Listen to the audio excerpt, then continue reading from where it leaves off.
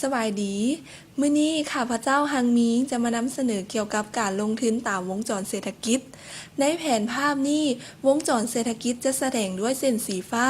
ซึ่งจะมีอัตราเงินเฟ้อที่เป็นเส้นสีแดงเป็นเงาตามตัววงจรเศรษฐกิจโดยรวมจะประกอบมี4ระยะเศรษฐกิจและแต่ละระยะจะมีจุดพิเศษที่แตกต่างกันระยะที่เศรษฐกิจขยายตัวเป็นระยะที่เศรษฐกิจโดยรวมเริ่มดีขึ้นรายได้ของประชาชนเริ่มเพิ่มขึ้นเห็นให้มีการจับจ่ายใช้สอยและมีความต้องการสินค้าเพิ่มขึ้นตามมาด้วยการเพิ่มขึ้นของการจ้างงานทิศทางในการลงทุนมีท่าเอียงไปในทางที่ดีเนื่องจากอัตราเงินเฟ้อค่อนข้างต่ำและต่ำกว่าการขยายตัวของ GDPและสถาบันการเงินพากันปล่อยสินเชื่อในอัตราดอกเบี้ยต่ำเพื่อเป็นการกระตุ้นการลงทุนของผู้ผลิตดังนั้นการลงทุนที่จะให้ผลตอบแทนที่ดีในระยะเศรษฐกิจนี้แม่นการลงทุนในหุ้นสามัญโดยเฉพาะกลุ่มธนาคารธุรกิจขยายตัวแฮงเพราะมีหลายบริษัทต้องการเงินทุนนอกจากนี้แล้ว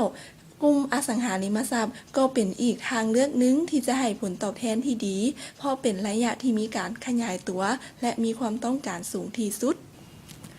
ระยะเศรษฐกิจรุ่งเรืองเป็นระยะที่เศรษฐกิจมีการเติบโตสูงสุดการลงทุนดำเนินไปได้ด้วยดีและขยายตัวไว้ผู้ผลิตมีความมั่นใจในผลตอบแทนเฮ็ดให้มีการจ้างงานเต็มที่เมื่อการจ้างงานเพิ่มขึ้นประชาชนก็มีรายได้เพิ่มขึ้นสามารถจับจ่ายซื้อสินค้าและบริการได้ด้วยเหตุนั้นราคาสินค้าจึงมีท่าเอียงสูงขึ้น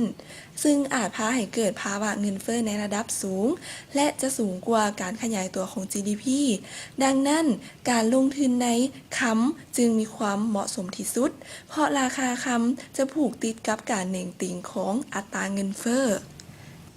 ในเศรษฐกิจถดถอยเป็นระยะที่เศรษฐกิจสุกงอมเนื่องจากตลาดมีการแข่งขันสูงและเริ่มขาดแคลนวัตถุดิบในการผลิตเห็นให้มีการญาติแย่งกันพาให้ต้นทุนการผลิตสูงในขณะที่เงินเฟ้อก็ยังสูงอยู่เห็นให้ผลตอบแทนของธุรกิจต่ำผู้ผลิตจึงลดการจ้างงานลง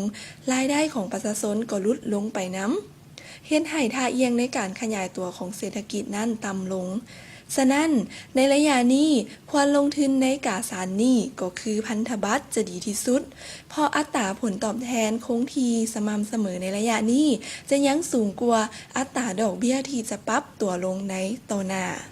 เศรษฐกิจตกต่ำเป็นระยะที่อัตราการขยายตัวของธุรกิจต่ำสืบเนื่องจากผลกระทบในระยะเศรษฐกิจถดถอย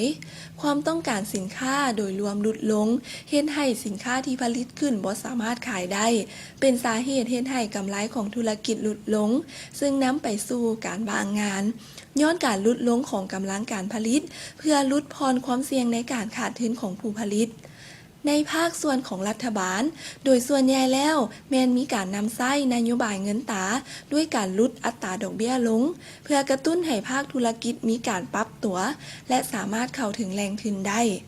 ดังนั้นในระยะนี้ควรหลีกเลี่ยงการลงทุนโดยเน้นการถือเงินสดหลายกว่าหรืออาจจะแบ่งส่วนเงินมาลงทุนในตราสารหนี้โดยเฉพาะแม่นพันธบัตรรัฐบาลที่มีความปลอดภัยสูงที่สุด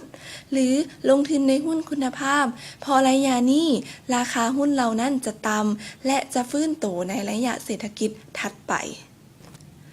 ด้วยเหตุนั้นการศึกษาที่ดีเกี่ยวกับวงจรเศรษฐกิจและประเด็นที่ปิ่นอ้อมเวียกงานเศรษฐกิจจึงจะสามารถช่วยให้ทานกำหนดทิศทางการลงทุนได้อย่างมีประสิทธิภาพและสร้างผลตอบแทนได้อย่างเต็มที่ในสภาพเศรษฐกิจที่แตกต่างกัน